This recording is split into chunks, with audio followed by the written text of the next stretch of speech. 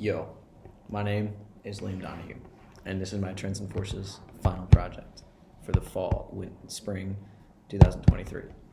For my final project this year, I went, as Noah puts it, above and beyond, and I interviewed Richard Overy, aka Dick Overy, for my final project, and it was insane. This clip that y'all are about to see is a video of me interviewing Dick Overy in my bedroom and his flat in Italy. And we are speaking in this video about the consequences of the crisis of modernization and how different foreign powers responded to that crisis with varying degrees of success and what they were trying to avoid. Without further ado, Dick Overy.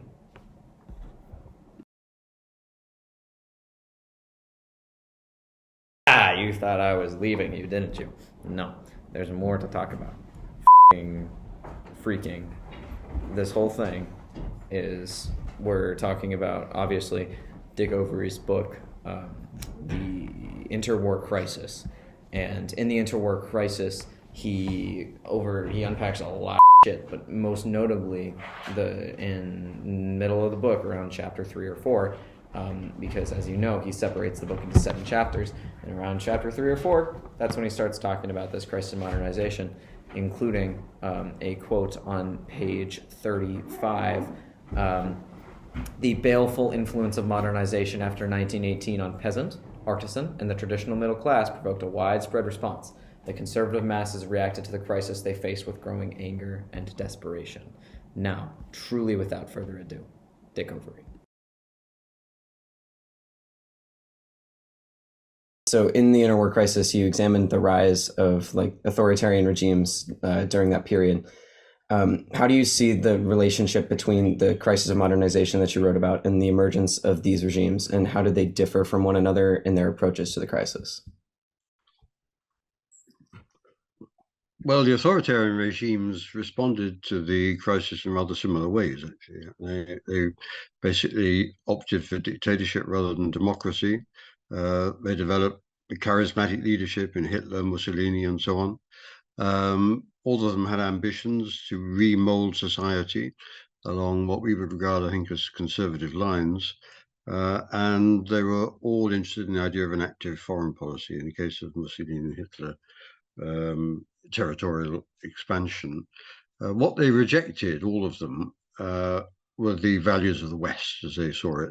They thought that the West dominated the global order too much, and they wanted to be able to replace the West with something rather different.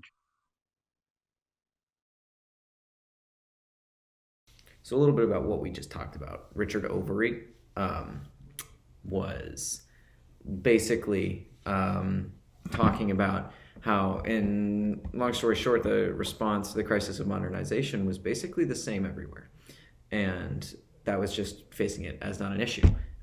They were perfectly fine with it, but what they needed to escape from was what this whole global market policy that the United States was trying to implement, that the West was trying to implement, is what he meant when he said that they were trying to escape from the West. They were trying to they were trying to have their own economy. They were trying to have their own thing, and that's what that was. Mic drop.